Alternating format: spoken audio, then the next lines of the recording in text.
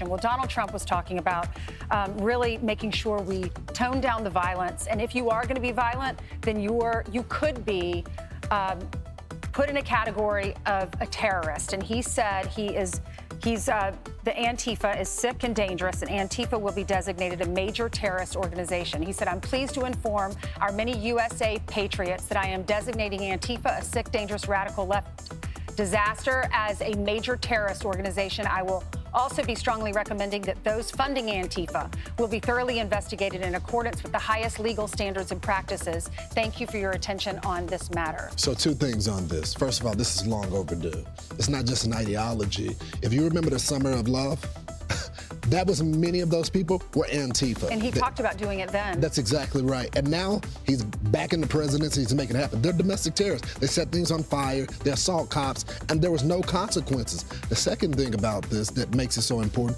now that they're a domestic terrorist organization, now you can go after the people that are funding it, the RICO cases. And many people have said, George Soros, let's evaluate him and all his Open Society and all of these organizations that are funding these underground groups. When Christopher Wray came out and said Antifa is an ideology, it's not a group, we're about to find out if he's wrong or right.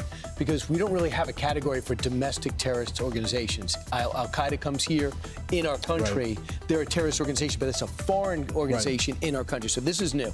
Number 2, these pasty-faced kids that go into Starbucks and wreck the place in Seattle and Portland, I would like to see you sit these kids down. Usually a lot of them are overprivileged, and you sit there and go, who funded you? How much you getting paid?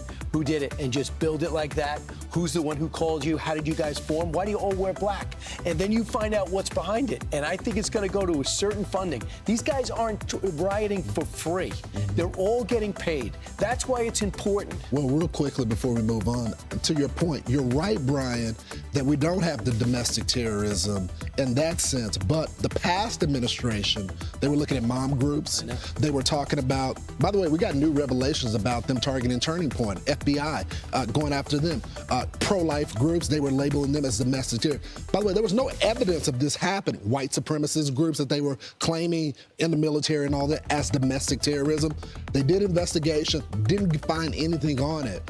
These people actually set things on fire. Well, Antifa is short for anti-fascist, and it's a violent group. They're in the shadows.